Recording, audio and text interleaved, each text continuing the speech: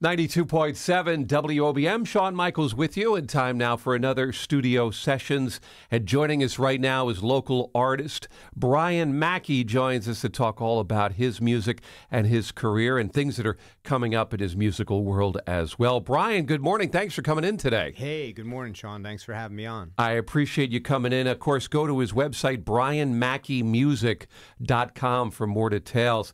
So let's begin in the beginning. You know, every time we have someone in for studio sessions where we like to feature, musicians who are, residing here at the Jersey Shore, we always love to start in the very beginning and ask that question. Brian, what got you into music to begin with? Yeah, man. Ever since I was a kid, I listened to the radio and wanted to emulate stuff I heard, and sang in the bathtub until my fingers looked like prunes, and told to get out until the water was all drained. I mean, it just was something in me from the very start. Yeah, yeah. And were you into it as far as like school when you were like in, high school and or college or anything like that? Yeah. Actually, I was in like choir, local choir, and did some church stuff, and played some session work on guitar when I got good enough to play with other musicians in nightclubs at night, even underage, and just constantly worked towards something, and never really gave it too much thought that there was anything else for me. Yeah. I find that a lot of the folks that we have in when we talk in studio sessions about, what got them started, what got them into music, everybody seems to have that resounding idea that, just kind of knew it. I think you have to have it in you to be a performer. If you're a shy type and, it's not for you. Folks like yourself find that I want to sing and I want to do these things, when they're in school and things, and then it just progresses on from there. Yeah, no, I agree. There's definitely something that is inside somebody to want to do it. Just like a doctor. I don't know how a doctor does what they do. Yeah. It's like strange. Or you have to have that certain chemistry or wiring to do, things. Yeah, absolutely, man. So let me ask you, when we talk about music and, you say you're growing up and you're getting into it and you're starting to play guitar, what were some of the influences that sort of, stick with you over the years? Yeah, so like my mom really was into music, and I remember her having the Queen Bohemian Rhapsody and the Night at the Opera album. I used to listen to that over and over again. And just different musicians like Jim Croce, a lot of the old 70s singer-songwriters. I found some old albums like that and really grabbed onto Cat Stevens, Billy Joel. I don't know if people have ever said this, as I'm listening to your music and I'm sitting there. For some reason, I get the Jim Croce connection, but I also, for some reason, Neil Diamond kept jumping out. I mean, have you ever heard that comparison in sound? Because you really have a Neil Diamond kind of thing going on there, I thought. Man, that is something that has been said to me by some pretty big people in the industry have said what you said. And I didn't hear it myself, but I'm a huge Neil Diamond fan, actually. Yeah. Well, it's funny. We never, when I'm listening to stuff we're doing here on the show, it sounds different to me too. So you never quite pick up on your own sound, but definitely had a Neil Diamond thing, going on there. Man, I'll take that. Not bad company, right? I love him. Yeah. Which do you prefer, Brian? We're talking with Brian Mackey about music today. Do you prefer studio or do you prefer to be live? Yeah, that's an interesting question. I prefer the energy from a live performance. Yeah, because it makes me feel like I'm actually expressing myself in a more intimate way. Yeah. With the studio, sometimes it could be really maybe more mechanical. Yeah. And more exact. You have the magnifying glass is on every little bit. Your hand going across the string the wrong way could be picked up. Everything is really super, super under the microscope. I guess they both have their different goals, or they both have their different, good points and, bad points. Yeah, exactly. Yep. Two completely different monsters there, though. Where do you draw any inspiration from living here at the shore when it comes to writing music and performing? Have you used that as a backdrop?